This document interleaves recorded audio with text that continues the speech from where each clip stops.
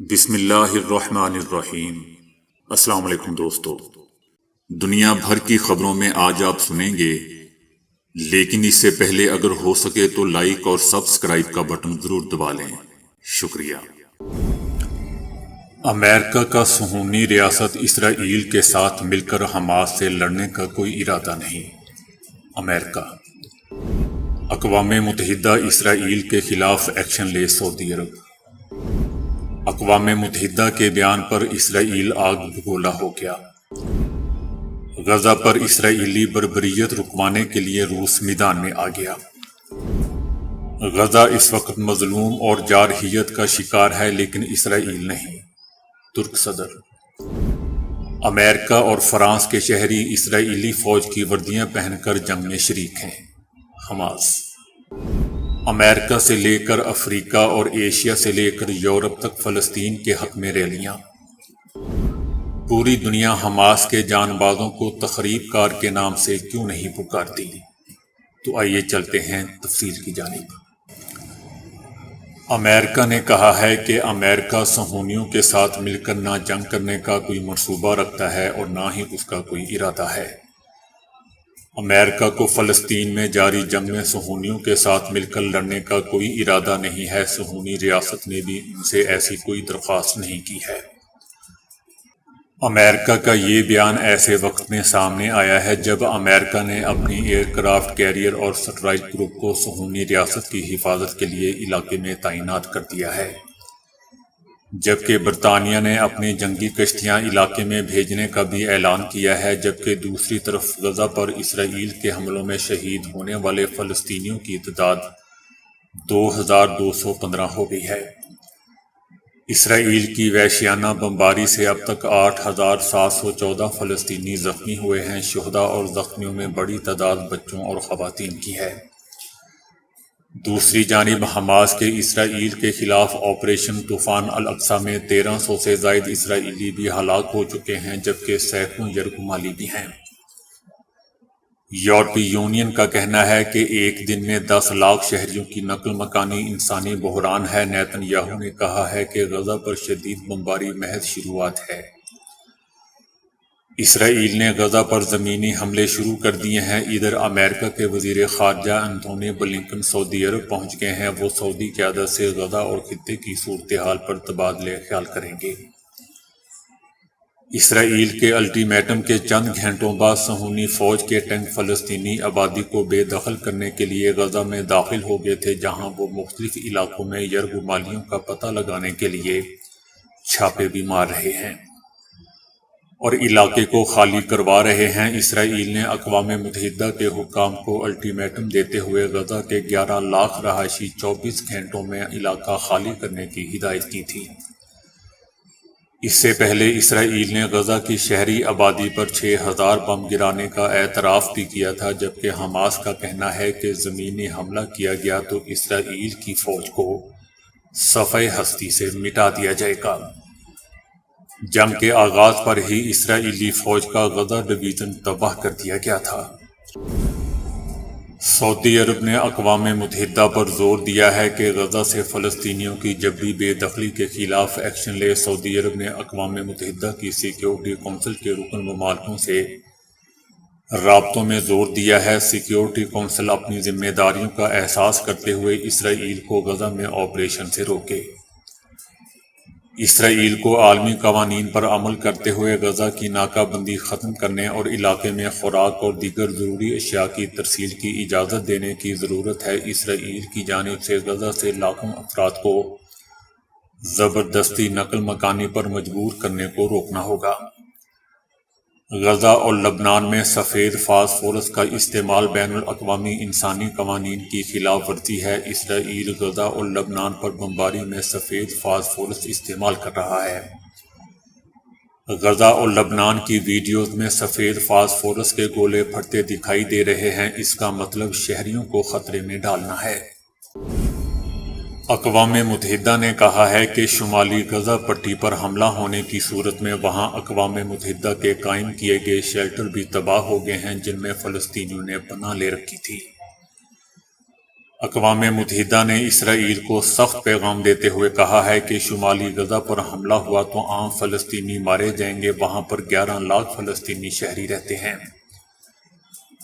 اور یہ کہ جو جنگی قوانین ہیں ان پر عمل کیا جائے، جس پر غاصب اسرائیلی حکومت آگ بگولا ہو گئی ہے۔ اسرائیلی حکومت نے سخت ناراضگی کا اظہار کرتے ہوئے اقوام متحدہ سے کہا ہے کہ آپ ہمیں بے عزت کر رہے ہیں، آپ ہم سے نہ کہیں بلکہ حماس پر توجہ دیں۔ اقوام متحدہ کا کہنا ہے کہ لوگوں کو اسکولوں، ہیلتھ سینٹرز اور کلینکس میں بھی رکھا گیا ہے۔ انخلا کے اسرائیلی حکم کا نفاذ ہزاروں بچوں پر بھی ہوگا۔ غزہ کی تقریباً آدھی آبادی 18 سال سے کم عمر افراد پر مشتمل ہے۔ اسرائیل کا غزہ سے فلسطینیوں کے انخلا کا حکم خطرناک اور تشویشناک ہے۔ متاثرہ علاقے پہلے ہی اسرائیلی محاصرے اور بمباری کی زد میں ہیں۔ متاثرہ فلسطینی علاقے ایندھن، بجلی، پانی اور خوراک سے بھی محروم ہیں۔ متاثرہ فلسطینی علاقے پہلے ہی اسرائیلی بمباری سے ملبے کا ڈھیر بن چکے ہیں۔ مختصر عرصے میں بڑے پیمانے پر انخلا ممکن نہیں ہوگا۔ ان علاقوں میں 2 لاکھ سے زائد لوگ اقوام متحدہ کے تحت پناہ گاہوں میں رہ رہے ہیں۔ یاد رہے دوستو کہ اسرائیل نے فلسطینیوں کو 24 گھنٹوں میں غزہ خالی کرنے کا حکم دے رکھا ہے۔ غزہ کا شمار دنیا کے سب سے زیادہ گنجان آباد مقامات سے ہوتا ہے۔ روس کے صدر نے کہا ہے کہ روس غزہ کے بحران کے حل اور تنازعات کے خاتمے کے لیے ثالثی کے لیے تیار ہے۔ صدر پوتن نے کہا ہے کہ صہیونی حکومت کے ہاتھوں اس علاقے کا محاصرہ ناقابل قبول اور دوسری عالمی جنگ میں نازیوں کے ہاتھوں محاصرہ کیے جانے جیسا ہے۔ صدر پوتن نے عرب برادری اور عالم اسلام کے ساتھ اپنے ملک کے اچھے اور مثبت تعلقات کا ذکر کرتے ہوئے فلسطینی ریاست کے قیام کے حوالے سے روس کے وعدوں پر عمل درآمد پر زور دیا۔ روس کے صدر نے کہا کہ ہمیں ان شہریوں کے بارے میں سوچنا چاہیے جو ان حملوں کے باعث سخت اذیت میں ہیں۔ روس کی جانب سے پیش کیے گئے مسودے میں مطالبہ کیا گیا ہے کہ انسانی بنیادوں پر جنگ بندی کی جائے، شہریوں پر تشدد اور ہر قسم کی تخریب کاری کی مذمت کی جائے۔ غزہ پر اسرائیلی بربریت رکوانے کے لیے روس میدان میں آ گیا۔ روس نے فلسطینی اسرائیلی لڑائی پر اقوام متحدہ کی سلامتی کونسل میں قرارداد کا مسودہ پیش کر دیا۔ روس کی جانب سے اقوام متحدہ کی 15 رکنی سلامتی کونسل کے بند کمرہ اجلاس میں مسودہ پیش کیا گیا ہے۔ ایک صفحے پر مشتمل مسودے میں یرغمالیوں کی رہائی کا بھی مطالبہ کیا گیا اور انسانی بنیادوں پر امداد کی فراہمی اور شہریوں کے محفوظ انخلا کو یقینی بنانے کی ضرورت پر زور دیا گیا ہے۔ یاد رہے دوستو کہ سعودی عرب نے بھی اسرائیل کی جانب سے سویلین آبادی کو نشانہ بنانے کی مذمت کرتے ہوئے غزہ سے فلسطینیوں کے جبری انخلا کو مسترد کر دیا ہے۔ اقوام متحدہ نے بھی اسرائیل کی جانب سے 24 گھنٹوں میں غزہ خالی کرنے کی دھمکی کی مخالفت کرتے ہوئے کہا ہے کہ 24 گھنٹوں میں لاکھوں لوگوں کی نقل مکانی نئے انسانی بحران کو جنم دے گی۔ یاد رہے دوستو کہ اسرائیلی فوج نے غزہ میں پمفلٹس پھینکے تھے جن میں لکھا تھا کہ اپنے گھر فوری چھوڑ دو اور غزہ کے جنوب میں چلے جاؤ۔ ترک صدر نے کہا ہے کہ غزہ اس وقت مظلوم اور جارحیت کا شکار ہے، لیکن اسرائیل کی صورتحال ایسی نہیں ہے۔ 20 لاکھ افراد کی خوراک، بجلی اور پانی کی بندش انسانی حقوق کی خلاف ورزیوں کی واضح مثال ہے۔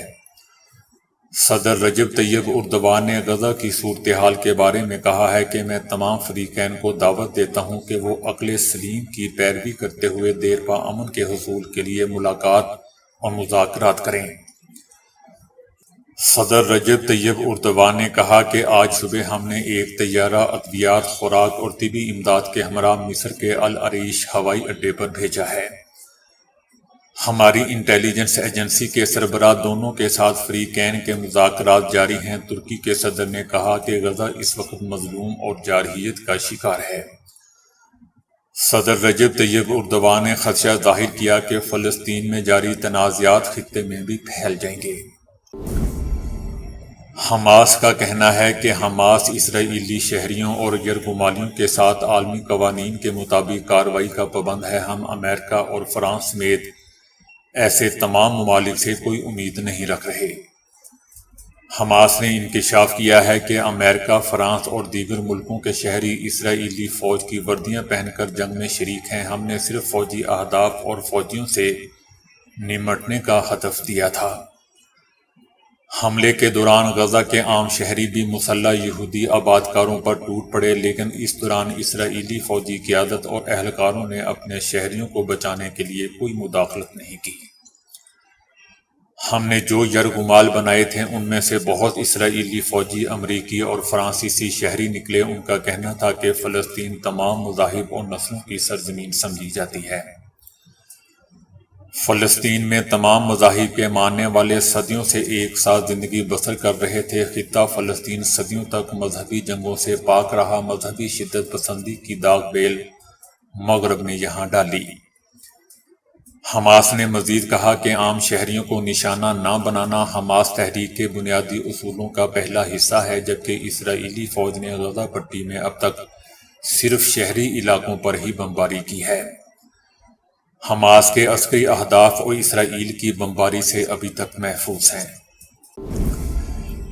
جرمنی کے شہروں میں پابندی کے باوجود سینکڑوں افراد اسرائیلی جارحیت کے خلاف سراپے احتجاج پر نکلے۔ مظلوم فلسطینیوں کی حمایت میں امریکہ سے لے کر افریقہ اور ایشیا سے لے کر یورپ تک مختلف ممالک میں احتجاجی ریلیاں نکالی گئیں، جس میں بڑی تعداد میں عوام نے شرکت کی۔ نیو یارک میں ہزاروں افراد نے مظلوم فلسطینیوں کے ساتھ اظہار یکجہتی کے لیے ریلی نکالی، جبکہ سٹی یونیورسٹی نیو یارک کے طلبہ بھی فلسطینیوں کی حمایت میں نکلے اور ریلی کے شرکاء نے فری فلسطین کے نعرے بھی لگائے۔ برطانیہ کی آکسفورڈ یونیورسٹی میں بھی فلسطین میں اسرائیلی بمباری کے خلاف احتجاج کیا گیا، جس میں ہر رنگ اور نسل کے سینکڑوں افراد نے شرکت کی۔ فلسطین پر ہونے والے ظلم پر آواز اٹھائی۔ یورپی ملک اٹلی میں بھی بڑی تعداد میں افراد فلسطینیوں کی حمایت میں سڑکوں پر آ گئے۔ ترکیہ میں بھی فلسطینیوں سے اظہار یکجہتی کی گئی۔ جنوبی افریقہ میں بھی غزہ میں اسرائیلی بربریت کے خلاف احتجاج کیا گیا، جس کی قیادت نیلسن منڈیلا کے پوتے نے کی۔ یمن میں لاکھوں افراد نے فلسطینیوں کے حق اور اسرائیل کے خلاف احتجاج کیا، جبکہ عراق کے دارالحکومت بغداد میں بھی مظاہرین نے نعروں سے گونج اٹھا۔ اردن میں ہزاروں مظاہرین کی جانب سے اسرائیلی سرحد کی طرف مارچ کیا گیا، جسے روکنے کے لیے اردنی سیکیورٹی فورسز نے مظاہرین پر شیلنگ کی۔ ایران میں احتجاجی مظاہرے میں شرکت کے لیے بڑی تعداد میں لوگ باہر نکل آئے، جبکہ پاکستان کے تقریباً تمام چھوٹے بڑے شہروں سمیت مصر، شام، قطر، الجزائر اور تیونس میں بھی فلسطینیوں کے حق میں اور اسرائیلی جارحیت کے خلاف احتجاج کیا گیا۔ اگر حماس نے اسرائیل میں ہولناک مظالم ڈھائے ہیں تو پوری دنیا کے لوگ دوستو حماس کے جان بازوں کو تخریب کار کے نام سے کیوں نہیں پکارتے؟ تخریب کاری یا دہشت گردی ایک ایسا لفظ ہے جو ایک اضافی جذبات دیتا ہے۔ لوگ اس اصطلاح کو ایک ایسے نظام کا حوالہ دینے کے لیے استعمال کرتے ہیں جسے وہ اخلاقی طور پر ناپسند کرتے ہیں۔ یہ کسی کا کام نہیں ہے کہ وہ لوگوں کو بتائے کہ کس کی حمایت کرنی ہے اور کس کی مذمت کرنی ہے، کون اچھا ہے اور کون برا ہے۔ میں یہ بتاتا چلوں کہ برطانیہ اور دیگر حکومتوں نے حماس کو دہشت گرد تنظیم قرار دیتے ہوئے اس کی مذمت کی ہے، لیکن پوری دنیا میں عام لوگ ایسا نہیں سوچتے۔ میڈیا کا کام بھی یہی ہونا چاہیے کہ سامعین کو حقیقی حقائق بتائیں اور انہیں اپنا ذہن اور انہیں خود سوچنا چاہیے کہ کیا صحیح ہے اور کیا درست ہے۔ لیکن انڈیا کا میڈیا ایسا نہیں کر رہا، لہذا ہمیں کسی بھی طرح سے سچ کو چھپانا نہیں چاہیے۔ اسرائیل آرمی کی طرح عام شہریوں بالخصوص بچوں اور شیر خوار بچوں کو مارنے والے معصوم امن پسند لوگوں پر حملہ کرنے والے کوئی بھی جواز نہیں دے سکتے۔ ہم نے لبنان اور غزہ میں اسرائیلی بمباری اور توپ خانے کے اثرات دیکھے ہیں۔ ایسی باتوں سے پیدا ہونے والی اذیت ہمیشہ آپ کے ذہن میں رہتی ہے، لیکن اس کا یہ مطلب یہ نہیں ہے کہ اس طرح کے حملوں کا دفاع کرنے والوں کو دہشت گرد تنظیم کہا جائے۔ ایسا کرنے کا مطلب یہ ہوگا کہ ہم غیر جانبدار رہنے کے اپنے فرض میں ناکام رہے ہیں۔ ہمارے دلوں میں دشمن کی کوئی گنجائش نہیں، ہمارا لہجہ پرسکون اور ضبط ہونا چاہیے، کسی کو تعصب نہیں لینا چاہیے ان لوگوں کے لیے جو اپنے بچوں کا، اپنی خواتین کا دفاع کرتے ہیں۔ ان پر برائی یا بزدل یا دہشت گرد جیسے الفاظ استعمال نہیں کرنے چاہیے۔ ایک مسلمان تو دوستو ایسا نہیں کر سکتا، لیکن ارد گرد آپ کو بہت سے ایسے لوگ ملیں گے جو حماس جیسی تنظیموں پر تنقید کرتے ہیں، جیسا کہ انڈیا کا میڈیا۔ میں تخریب کاروں کی بات نہیں کر رہا جو صرف اپنی بات منوانے کے لیے دہشت گردی کرتے ہیں، میں صرف دفاع کی بات کر رہا ہوں، اور صرف ہم ہی نہیں، دنیا کی چند معزز ترین تنظیموں کی بھی یہی پالیسی ہے۔ عالمی مالیاتی ادارے IMF کی جانب سے ایک رپورٹ جاری کی گئی ہے جس میں انکشاف کیا گیا ہے کہ پاکستان اس وقت شدید آبی قلت کی جانب بڑھ رہا ہے، اور 1947 سے لے کر پاکستان کے آبی ذخائر میں 4000 کیوسک میٹر کمی آئی ہے، جس کی بدولت پاکستان آبی قلت کے شکار ممالک کی فہرست میں تیسرے نمبر پر آ گیا ہے۔ IMF کی رپورٹ کے مطابق 1947 میں پاکستان آبی ذخائر سے مالا مال ملک تھا، اور پاکستان میں آبی ذخائر 5000 کیوسک میٹر تھے، جو اب کم ہو کر صرف 1000 کیوسک میٹر تک رہ گئے ہیں، جو ایک تشویشناک امر ہے اور ملک کی وسیع پیمانے پر زرعی تباہی کا باعث بن سکتا ہے۔ دوستو، بھارت آبی جارحیت کرتے ہوئے، بین الاقوامی معاہدوں کی خلاف ورزی کرتے ہوئے زبردستی دریائے چناب کا پانی روک کر استعمال کر رہا ہے، جس کی وجہ سے پاکستان میں شدید آبی قلت پیدا ہو رہی ہے، اور بھارت آبی جارحیت کے ذریعے پاکستان کی زراعت کو تباہی کی طرف دھکیلنا چاہتا ہے، اور اگر پاکستان میں قلت کو دور کرنے کے لیے مناسب منصوبہ بندی نہ کی گئی تو 2025 تک پاکستان کو شدید قحط سالی اور خشک سالی کا سامنا کرنا پڑ سکتا ہے، جس سے پاکستان کی غذائی ضروریات پوری کرنا ناممکن ہو جائے گا۔ دوستو، یاد رہے کہ بھارت کی جانب سے دریائے چناب کا پاکستان کے حصے کا پانی زبردستی ڈیمز بنا کر استعمال کیا جا رہا ہے، اور جب بھارت میں شدید بارشوں کی وجہ سے سیلاب کا خطرہ پیدا ہوتا ہے، تب بھارت کی جانب سے پانی کا ایک بڑا ریلا پاکستان کی جانب چھوڑ دیا جاتا ہے، جس کی وجہ سے پاکستان میں سیلاب تباہی مچا دیتا ہے۔ جاپان کے شہر اوساکا میں گیٹ ٹاور اوساکا کی بلند ترین عمارتوں میں سے ایک ہے۔ اس بلڈنگ کی ایک خاص بات عمارت کے اندر تعمیر کیا گیا آپریشنل ہائی وے ہے۔ اس بلڈنگ کے اندر سے ایک مکمل آپریشنل ہائی وے گزرتی ہے، جس سے روزانہ ہزاروں گاڑیاں نکلتی ہیں۔ گیٹ ٹاور عمارت کی 16 منزلیں ہیں، جس کے اندر سے گزرنے والی ٹریفک عمارت میں موجود لوگوں اور ان کے کام کو کسی طرح بھی متاثر نہیں کرتی۔ بلڈنگ کے اطراف میں برقی سیڑھیاں بھی موجود ہیں، جبکہ ٹریفک کی روانی سے بلڈنگ میں کسی قسم کا شور اور ارتعاش بھی پیدا نہیں ہوتا، جو اسے اور مزید منفرد بنا دیتا ہے۔ تو دوستو، ابھی کے لیے اتنا ہی۔ ویڈیو کو لائک اور شیئر کرنے کا بہت بہت شکریہ۔